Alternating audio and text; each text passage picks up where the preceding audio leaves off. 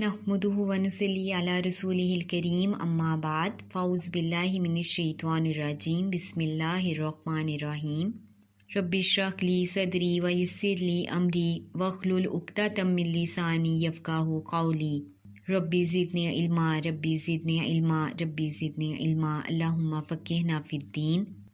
अस्सलामु अलैकुम व रहमतुल्लाहि व बरकातुहू। आज का जो टॉपिक है मेरे पास वो ये है कि रमज़ान में सदका खैरात करने की फ़जीलत और अहमियत।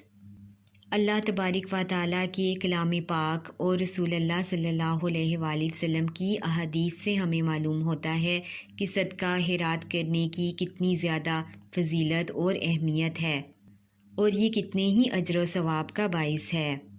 अल्लाह ताला अपने बंदों को माल सिर्फ इसलिए अता करता है कि इसे अल्लाह की राह में अल्लाह की खुशनुदी व रज़ा के लिए खर्च किया जाए।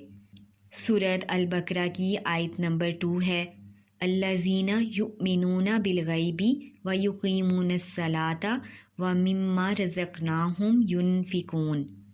जो लोग गैब पर ईमान लाते हैं और नमाज को कायम रखते हैं और जो कुछ हमने इनको अता किया है इसमें से वो खर्च करते हैं। इस आयत में अल्लाह ताला ने मोमिनीन की सिफ़ात को बयान फरमाया कि वो गैब पर ईमान लाने वाले हैं, नमाज को कायम करते हैं और अल्लाह ताला ने जो इनको अता किया है उसमें से अल्लाह की राह में खर्च करते हैं। इसी तरह सूरत अल-बकरा की आयत नंबर 178 में है, और माल बावजूद अजीज़ रखने के रिश्तेदारों और यतीमों और मुहताजों और मुसाफिरों और मांगने वालों को दें, गर्दनों के छुड़ाने में दें। इस आयत में अल्लाह की राह में किन किन पर खर्च किया जाए इसकी पूरी तफसील हमें मिलती है कि माशरे में हमारे इर्द गिर्द यही लोग हैं जो ज़रूरतमंद हैं। अपने ज़ायद माल से इनकी ज़रूरत को पूरा किया जाए और फिर ख़ास कर माह रमज़ान में ये नेकी बेहदो हिसाब अजर व सवाब का बाइस बन जाती है। सूरत अल-बकरा ही की एक और आयत है जिसमें इस सवाल का जवाब है कि कितना खर्च किया जाए। सूरत अल-बकरा की आयत नंबर 219 है, और ए मोहम्मद सल्लल्लाहु अलैहि वसल्लम, लोग आपसे पूछते हैं कि कितना खर्च करें, आप फरमा दीजिए कि जितना ज़रूरत से ज़ायद हो। इसी तरह सूरत अल-बकरा की आयत नंबर 261 में है, जो लोग अल्लाह के रास्ते में खैर खैरात में अपने मालों को खर्च करते हैं, इनकी मिसाल ऐसी है जैसे एक दाना हो जिसमें 7 बालियाँ उगें और हर बाली में 100 दाने हों, तो एक दाने से 700 दाने मिल गए। और अल्लाह तबारक व तआला जिसको चाहे ज़्यादा अता फरमाए। अल्लाह ताला बड़ी वुसअत वाला है और जानने वाला है।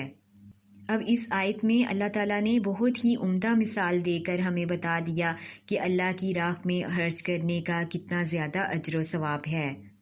खैर खैरात करने वालों को पहले तो अल्लाह ताला ने ये बताया कि अल्लाह की राह में अल्लाह के दिए हुए माल में से खर्च किया जाए, फिर ये बताया कि किस किस को दिया जाए और कहाँ कहाँ खर्च किया जाए, फिर ये भी बता दिया कि इसका कितना ज़्यादा अजर व सवाब है।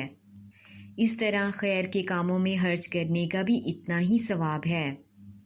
चूँकि रमज़ान रहमत और बरकत का महीना है, क्योंकि इस महीने में इंसान जो भी नेकी का काम करता है अल्लाह ताला उसका अजर व सवाब बाकी दिनों की निस्बत बहुत ज़्यादा अता फरमाता है।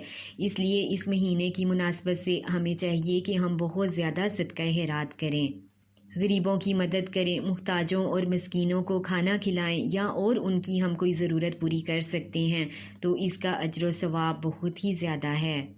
अब देखें कि अहलो अयाल, रिश्तेदारों, फ़ुकरा और मसाकीन पर खर्च करने के अलावा नेकी के दीगर कामों मसलन मसाजिद की तामीर व तरक्की, मुसाफिर खानों के क़याम व बेहतरी, कुओं की खुदाई और पीने के पानी का इंतज़ाम भी करना चाहिए।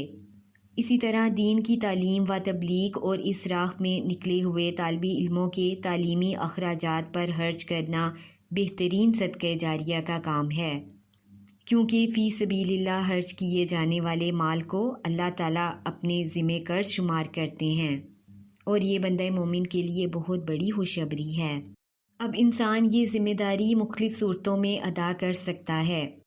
किसी तालिबे इल्म की फ़ीस की ज़िम्मेदारी हम उठा सकते हैं, یا اللہ کی راہ میں نکلے ہوئے طالب علم جو ہاسٹل میں رہتے ہیں یا مدارس کی ہم لوگ کھانے پینے کی ذمہ داری لے سکتے ہیں، کیونکہ ارشاد باری تعالیٰ ہے سورۃ البقرہ کی آیت نمبر 245 میں ہے، کون ہے وہ جو اللہ کو قرض حسنہ دے تاکہ اللہ اسے کئی گنا بڑھا چڑھا کر واپس کر دے۔ اسی طرح رمضان کی مناسبت سے روزے داروں کی افطاری کے لیے مال خرچ کرنا بھی باعث اجر و ثواب ہے۔ اب ہم نے کرنا یہ ہے کہ ماہ رمضان میں اپنی حیثیت کے مطابق دل کھول کر اللہ کی راہ میں خرچ کرنا ہے۔ زیادہ سے زیادہ روزے داروں کی افطاری کا اہتمام کریں، خصوصاً فقراء، مساکین اور ضرورت مندوں کو بھی یاد رکھیں۔ علم دین کے حصول کے لیے نکلنے والے طالب علموں پر اپنا مال لگا کر صدقہ جاریہ ہم کما سکتے ہیں۔ اسی طرح مساجد کی تعمیر میں بھی ہم پیسہ دے سکتے ہیں۔ دینی مدارس اور ہاسپٹل کی تعمیر میں بھی ہم لوگ اپنا پیسہ لگا کر یہ ثواب کما سکتے ہیں۔